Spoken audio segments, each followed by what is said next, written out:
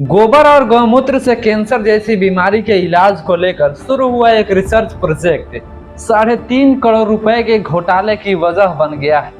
मामला मध्य प्रदेश के जबलपुर से सामने आया है, जहां नानाजी देशमुख पशु चिकित्सा विज्ञान विश्वविद्यालय में पंचगव्य रिसर्च प्रोजेक्ट के नाम पर सरकारी खजाने से करोड़ों रुपए खर्च कर दिए गए। सरकार ने यह पैसा इसलिए दिया था ताकि गाय के गोबर, गौमूत्र, दूध और दूसरे उत्पादों से कैंसर जैसी गंभीर बीमारियों के इलाज पर रिसर्च हो सके।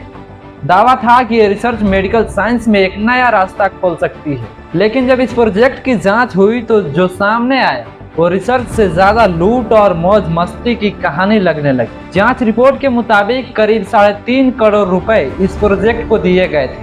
इसमें से लगभग 1,92,00,000 रुपए सिर्फ गोबर, गौमूत्र, बर्तन, मशीन और कच्चे माल की खरीद में दिखा दिए गए।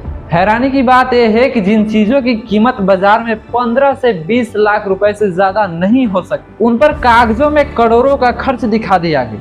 यानी सवाल सीधा है, क्या गोबर गौमूत्र सोने के भाव खरीदा गया था या फिर कागजों में कीमत बढ़ाकर सरकारी पैसे को ठिकाने लगाया गया? और कहानी यही खत्म नहीं होती। रिसर्च के नाम पर देश भर में 20 से ज्यादा हवाई यात्राएं की गई। गोवा, बेंगलुरु, दिल्ली जैसे शहरों में टीम के दौरे दिखाए गए। सवाल उठ रहा है कि गोबर गौमूत्र की रिसर्च के लिए इतनी उड़ानें क्यों जरूरी थी? जांच में यह भी सामने आया कि रिसर्च फंड से महंगी महंगी गाड़ियां खरीदी गई, उनके पेट्रोल मेंटेनेंस पर लाखों रुपए खर्च कर दिए गए। फर्नीचर, इलेक्ट्रॉनिक सामान और दूसरी सुविधाओं पर भी खूब पैसा उड़ाया गया। अब यहाँ एक बहुत बड़ा सवाल उठता है, अगर सच में इतनी गंभीर रिसर्च हो रही थी तो उसके ठोस नतीजे कहाँ हैं? कौन सी दवा बनी, कौन सा मेडिकल ट्रायल पूरा हुआ और उसका फायदा आम जनता को कब मिलेगा? जांच रिपोर्ट में रिसर्च के ठोस परिणामों को लेकर भी सवाल उठाए गए हैं। जब मामला मीडिया में आया तो विश्वविद्यालय प्रशासन ने सफाई दी। उनका कहना है कि सभी खरीद सरकारी नियमों के तहत और टेंडर प्रक्रिया से हुई है। ऑडिट भी कराया गया और कोई घोटाला नहीं हुआ, लेकिन प्रशासन की इस सफाई के बावजूद जांच अधिकारियों ने कई खर्चों को संदिग्ध माना है।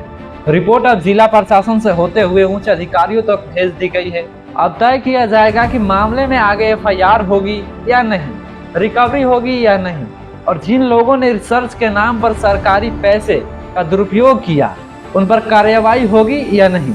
ये सिर्फ एक यूनिवर्सिटी का मामला नहीं है, ये सवाल पूरे सिस्टम पर है कि जब रिसर्च और साइंस के नाम पर अंधविश्वास को ढाल बनाकर करोड़ों रुपए खर्च किए जाएंगे तो उसकी जवाबदेही कौन लेगा? क्या यह सच में रिसर्च था या फिर रिसर्च के नाम पर टैक्स देने वाले आम लोगों के पैसों से कुछ लोगों ने मजे लूटे? आप क्या सोचते हैं, क्या इस मामले में सख्त कार्रवाई होनी चाहिए या फिर ये मामला भी फाइलों में दबा दिया जाए?